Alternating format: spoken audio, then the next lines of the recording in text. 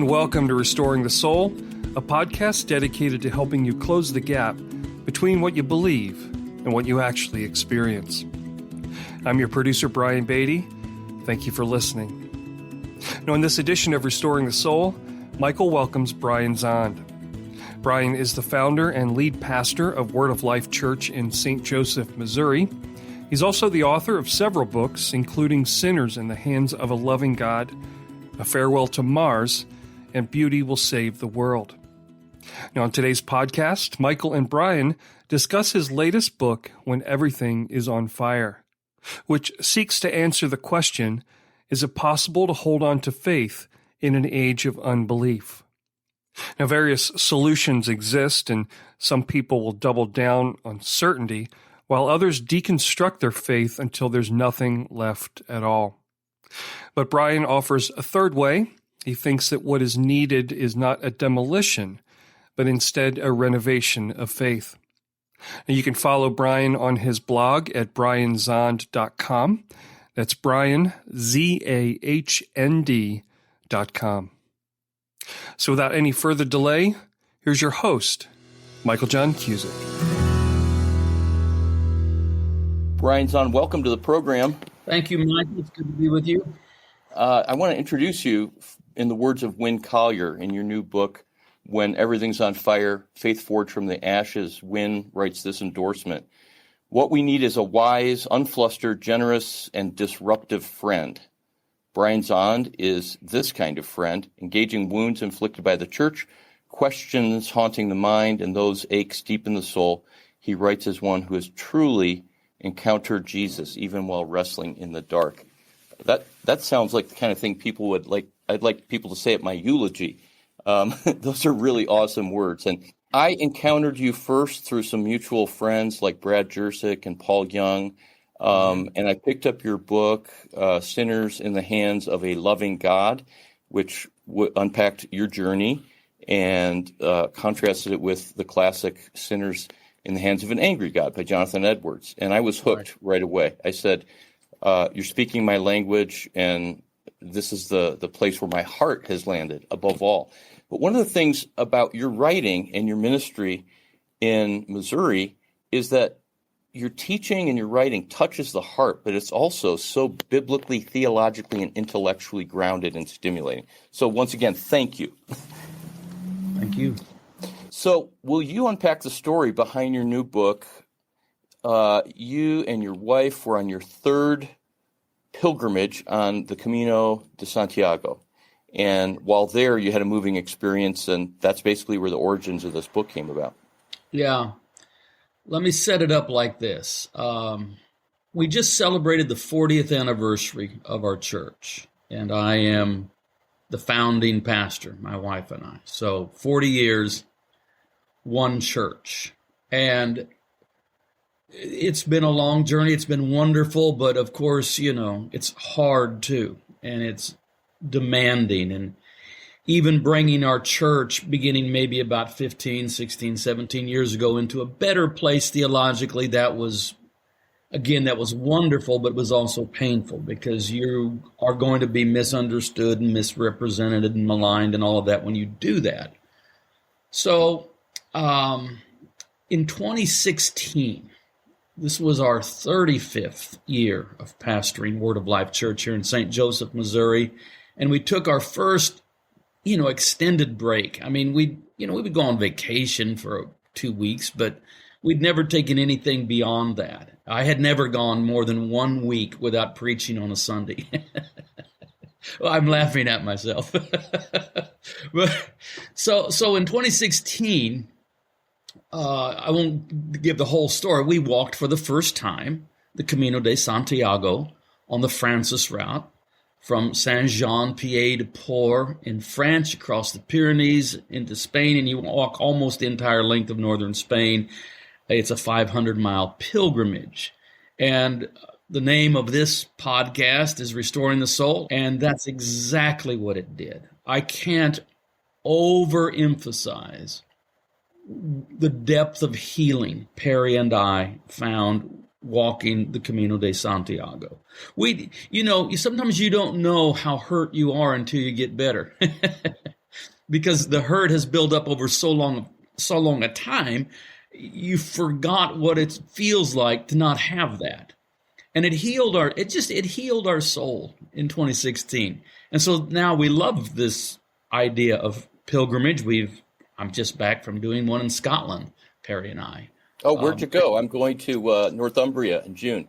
Yeah, that's where we were. We walked St. Cuthbert's Way. It begins in Melrose and goes all the way to the holy island of Lindisfarne.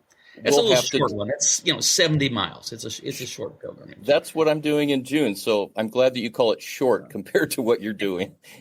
We loved it. The first day, I'll tell you, the first day we had 15 miles scheduled to do the first day, but because of a navigation error, because it's not quite as marked as well as the the Camino in Spain, we went 2 miles in the wrong direction and then had to turn. So it was a 19-mile the first day, but it was all right. We loved it. So anyway, then we walked the Portuguese route in 2017. That's 170 miles on the Camino de Santiago. And then we went back in 2019. We just, I've reached the stage of life where I'm just trying to find excuses to go on some long pilgrimage. And my favorite is the Camino de Santiago. And so for the second time, our third Camino pilgrimage, but the second time on the Francis route in the fall of 2019, we're walking on this. And just so our listeners will know, it's a medieval pilgrimage route that began maybe as long as 1,200 years ago. Certainly 1,000 years ago, it was quite popular. And 800 years ago, 500,000 people a year were walking to Santiago. Now, in medieval pilgrimage, the purpose of pilgrimage is to reach the cathedral where the relics of the saint are there, and you can venerate the relics and all of that sort of thing. And I have no comment one way or another on that, other than to say that there has been a resurgence. The Camino has, it almost disappeared in the 20th century, but then it's had this resurgence with 250,000 people walking it a year and finding all kinds of spiritual richness, whether they are a believer or thoroughly secular. People are walking this. Now, if the purpose in medieval time was to reach the cathedral and venerate the relics, well, that's not the purpose in modern time. If I want to get to Santiago de Compostela, I can get there in 24 hours on a plane. I don't need to walk 500 miles from France. So the purpose of modern pilgrimage is to bring your soul into a kind of different place, where your life, at least for a season, is reduced to the blessed simplicity of just walking every day westward and carrying everything you need on your back. And it's a simple life that lends to contemplation. So the cliche is true of something like the Camino, that it's not the destination, it's the journey. I mean, that's literally the case, why people walk the Camino. The other thing about the Camino is it is a little bit like a time machine, because you do become quite aware of an earlier epoch. I mean, it is a medieval pilgrim route with all of these churches that are hundreds and sometimes 1,000 years old that you encounter regularly because they're just there. And you will probably find lodging at some point in a monastery. Maybe it's still a monastery, or maybe it's been converted just into some sort of albergue or something like that. But you can feel an earlier time. And so for the first 2 weeks, we were really thinking about that and talking about that. And I was meditating on, we no longer live in a time that is a friend to faith. Now, I'm not trying to be overly romantic about the medieval period. I know it had its own issues too. But the truth remains that in late modernity, we live in a time where much around us is hostile to faith. And I'm not using this language in culture war terms. I'm just talking about there is a philosophy of secularism that is an opponent to sustaining a vibrant faith. And I was thinking about that. And I was thinking, well, and I know that many people are struggling and losing their faith, or at least their faith seems to be hanging by a thread, and perhaps it's in jeopardy. And I thought, well, if I could walk with some of these people who are having deep questions and maybe intimidating doubts about the tenability of their Christian faith, if I could walk with them a day or two on this Camino, what might our conversation be like? I was thinking like that. And then 200 miles, 2 weeks into this long pilgrimage, we were in Castro Harris, very beautiful hilltop village in northern Spain. And I sat down after our maybe 15 miles that day, sat out on this little terrace by the albergue, and I outlined the 11 chapters and gave it the title, When Everything's on Fire. I mean, that kind of came to me first. Well, everything's on fire. What do we say? What do we do when everything's on fire? And I outlined the 11 chapters, and amazingly, because I took a picture of it, I really stuck to that outline, which is kind of surprising because writing a book usually takes you in many different directions, but this one stayed true to its original inspiration. I didn't really get to start writing it, though, until January.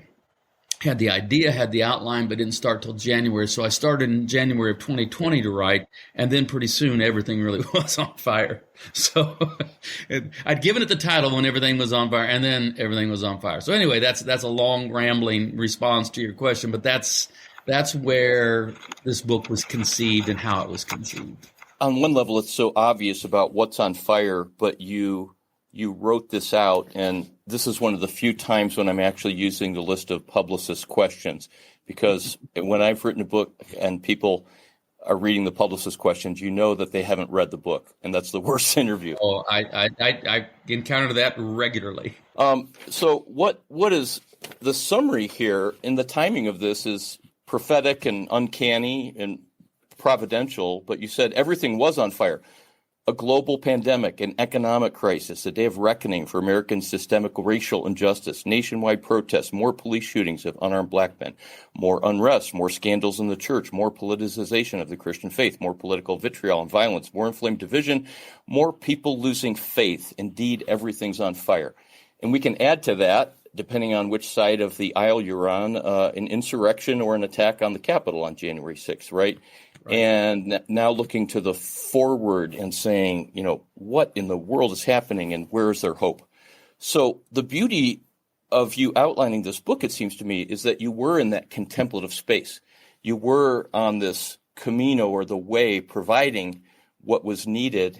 And that opened up something in you where, maybe different to some of your other books that you've been germinating and pondering a long time, that something opened up in you that offers a different way for people, just like the Camino invites you and your wife into a different way. This book is an invitation, not an apologetic. And therefore, respond to that. Like, what are the 30,000-foot level words that you would say to what this different way is when the world's on fire? Well, the first thing I want to say is that suddenly, by suddenly I mean just the last couple of years, it seems like the word deconstruction has erupted in Christian vocabulary. I talk about why it's not my favorite term to describe a critical reassessment of our theology that may be necessary, but I still have to engage with the word because it's so, pervasive. Now, the most unhealthy response to this phenomenon of people struggling to maintain Christian faith in late modernity is to somehow blame them, shame them, be angry at them, scold them, wag a finger at them. It just makes no sense. In the book, I know I use the line, being angry at modern people for losing their faith is a little bit like being angry at medieval people for dying of the plague. I mean, something has happened.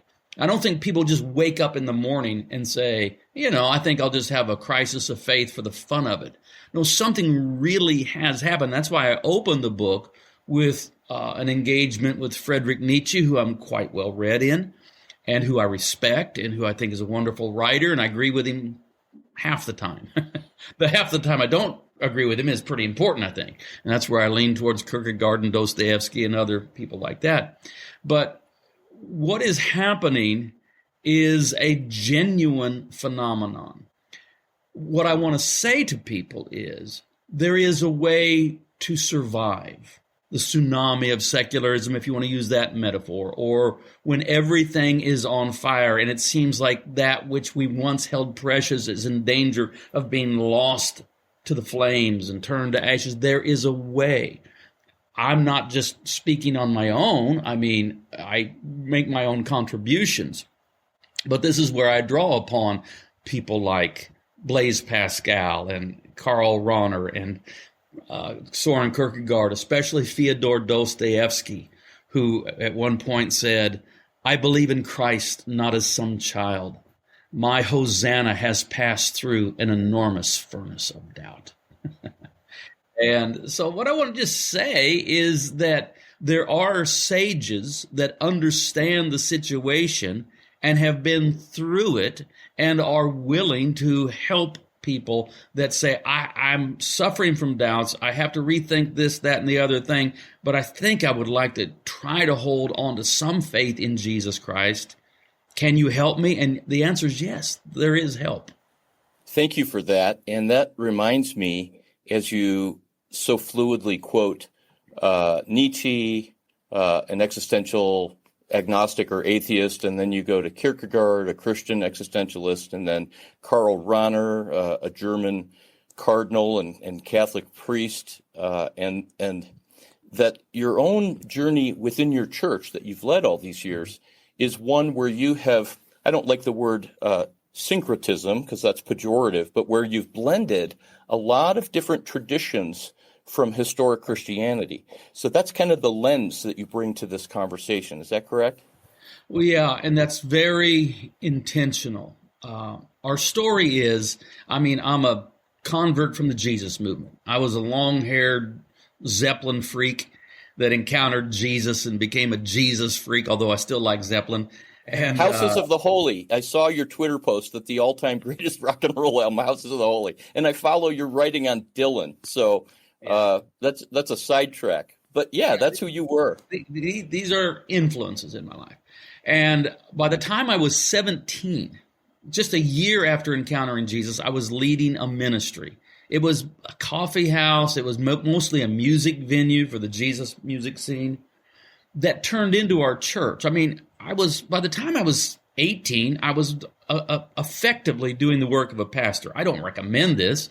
I'm not saying it was a good idea. You had to be there to understand it, but it just happened. And so we are a non-denominational church that came out of the Jesus movement with roots then, in the charismatic movement, that sort of thing. Well, as I really went through my own theological reevaluation, my transition, my water to wine experience of finding a much richer, deeper, more historically rooted faith, I'll just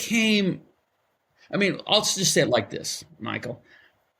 I'm the pastor of a non-denominational church, and I don't even really believe in that. I don't think it's a great idea. It's just what happened. My only defense is it's what happened. So I have been very intentional about being very ecumenical.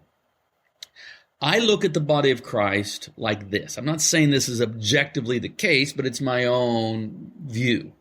I see the body of Christ as basically like a 7-branch menorah consisting of Eastern Orthodox, Roman Catholic, Anglican Communion, Protestant, Anabaptist, Evangelical, and Pentecostal Charismatic. I sincerely love all 7 traditions. I sincerely could imagine myself fully belonging to any of the 7. I understand how that works. And I know that I see each one as custodians of various treasures. And since I really don't, I guess by default, I guess I am some version of Protestant, but I'm not protesting anything. And yes, my roots are within the charismatic world, but I didn't want to stay limited to that.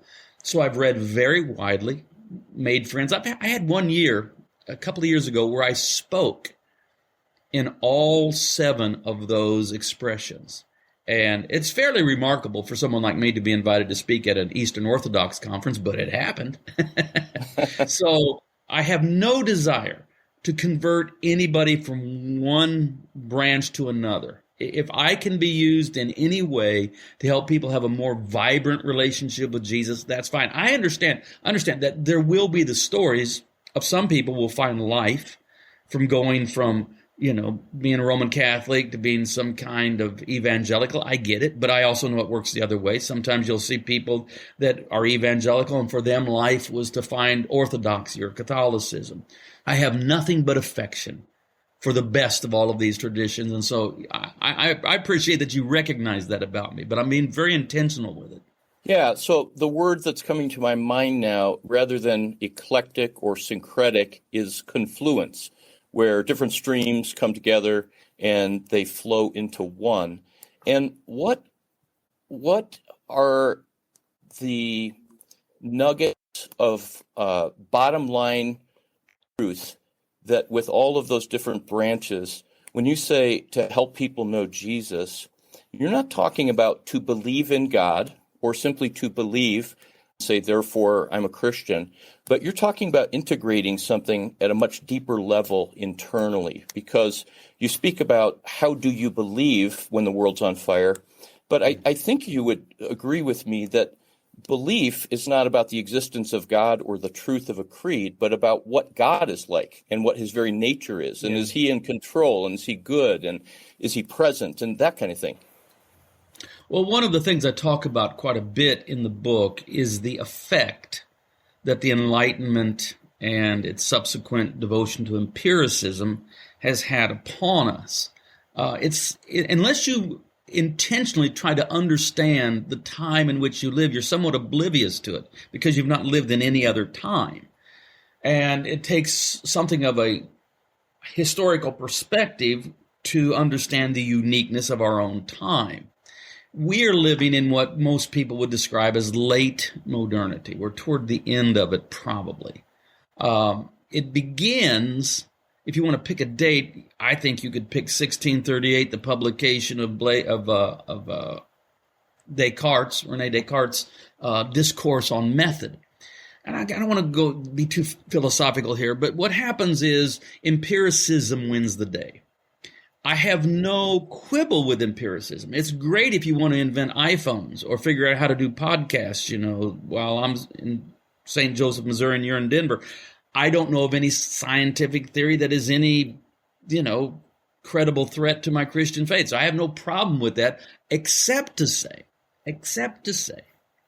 that when empiricism, by which we mean evaluating the phenomenon of being through the five physical senses and however they can be amplified, when empiricism has investigated the cosmos and the phenomenon of being and said everything it has to say, there's still more that remains to be said. And the effect, and so you have the early empiricists, but these are cutting edge thinkers. But now, this isn't the 17th, 18th, 19th century. We're, well into the 21st century. This way of thinking has filtered down into virtually everyone in the Western world. And to make it as simple as I can say it, we've all been kicked up inside our head. We're all up inside our head. And now faith is sort of a way that we imagine that faith is a way that we think. And that's all it is. And we think that we have to be able to, in the terms of empiricism, verify empirically what we claim to believe. And this creates the phenomenon of pop apologetics, which I think is mostly unhelpful. I think it's mostly, it's kind of a niche market to soothe nervous Christians. But, I think most college students that have a little background in philosophy can tear most of that apart. I don't think it's very helpful. And so I think the solution is that we recognize that, fine, rational thought, I'm all for it, rock on all day. But don't forget there's another part of our being that we can call spirit, or maybe we call heart, that we have somewhat abandoned. And so that's why I refer to Blaise Pascal, who was, he's not an opponent to rationalism. He's one of the greatest mathematical minds ever. He's known as the father of the modern computer.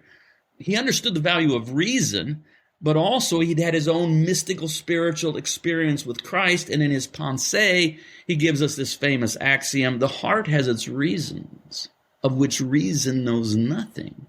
And so I think part of what needs to, instead of endlessly thinking about God, which has its merit, this is what we call theology, and I engage in that, that's fine, but it's no substitute for actually experiencing God. And so one of the things I would say, in the time in which we live, faith will not be sustained by some sort of dogged allegiance to a tradition or by endless intellectual arguments. It's going to be sustained by an experience. And this is what Karl Rahner said in 1971. He said, the Christian of the future will be a mystic, that is, someone who has experienced something, or they will cease to be anything at all. And what Karl Rahner called the future 50 years ago, I think is what we call today. And I think what we're seeing in the phenomenon of people struggling and sometimes losing the struggle to hold on to faith is the inadequacy of trying to sustain faith through tradition and intellect alone. And that if faith is going to be preserved, Karl Rahner's right, it needs to be grounded in experience. And this is what we mean by mysticism. I know people get scared of that word. They think, it's some new age occultism or something. It's simply, a mystic is simply someone who seeks and at some level attains an experience within the mystery of God. So thank you for listening to another episode of Restoring the Soul. We want you to know that Restoring the Soul is so much more than a podcast. What we're all about is helping couples and individuals get unstuck. You know how some people go to counseling or marriage therapy for months or even years and never really get anywhere? Our intensive programs help clients get unstuck in as little as 2 weeks. To learn more, visit restoringthesoul.com. That's restoringthesoul.com.